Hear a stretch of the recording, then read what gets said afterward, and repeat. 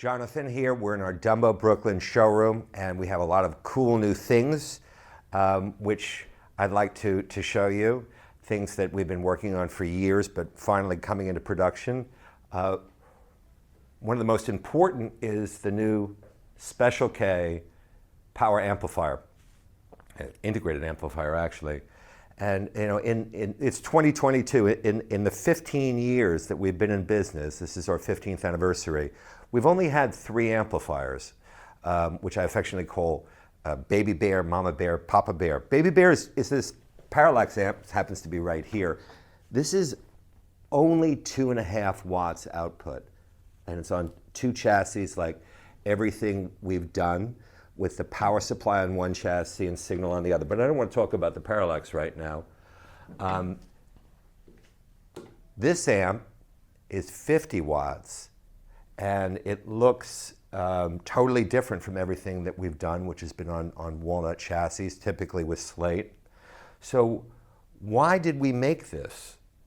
And why does it look the way it does? I think those are the 2 interesting things to talk about. Why we made it is that we had Baby Bear, Mama Bear, and Papa Bear. Mama Bear is the 10-watt amplifier, the BK807. And the GM70 has been our biggest amplifier. It's a really big amplifier. Chassis are like this, 2.5 of those. That's only 18 watts. This is a 50-watt amplifier. Why did we make something for us so powerful? And yet, for high-end hi-fi, this is not powerful at all. 50 watts, you can barely run a Wilson or Magico or these big inefficient speakers. They require hundreds of watts. So this won't work really with high-end other loudspeakers.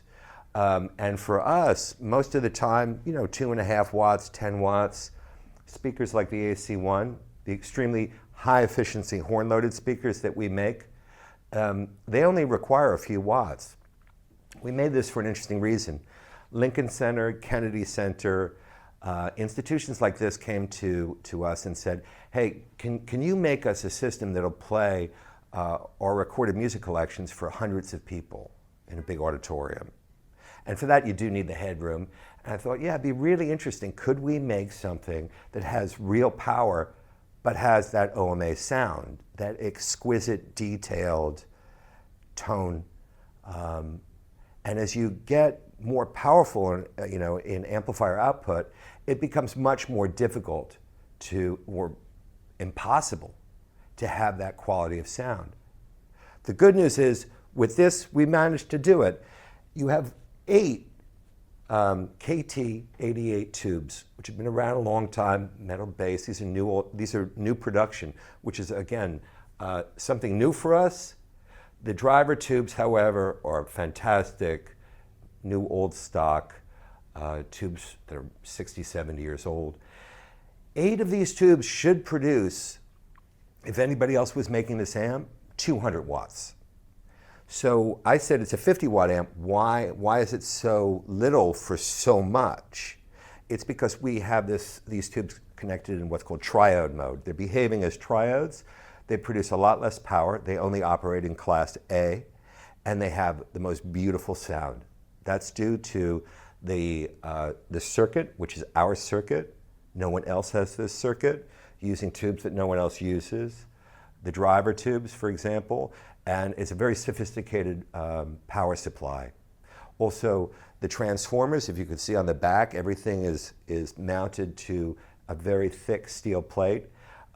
Huge transformers that are amorphous core and outputs, silver wired, and they're all custom wound for us in Europe.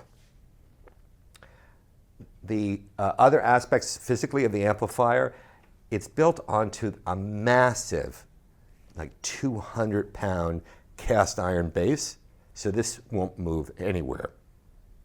The rest of the construction is very heavy cold rolled steel, and then we started to make this look like the dashboard of a 1950s Cisitalia or Ferrari with nickel-plated cage and a heavy lacquered wooden carapace around the frame.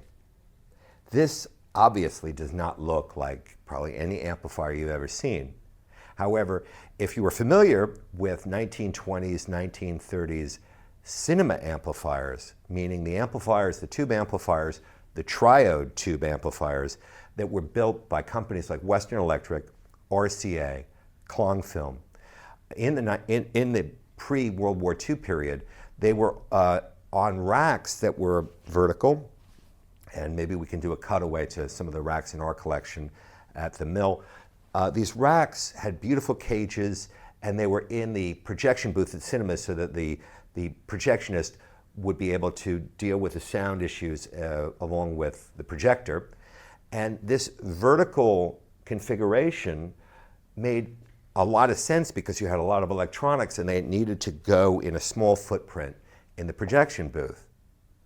What you get, however, with this rack style configuration is everything beautifully presented so that you can really see it.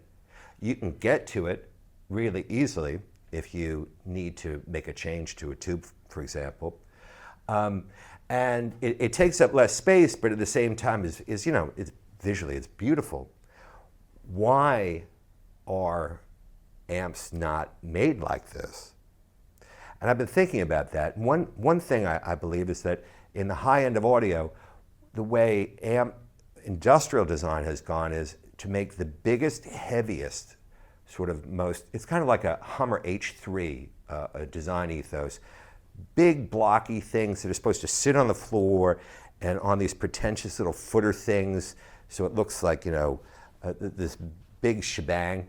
And really it's a bunch of bullshit, because you don't need any of that with fire hose size, cables coming out the back. It makes it look like a nuclear reactor.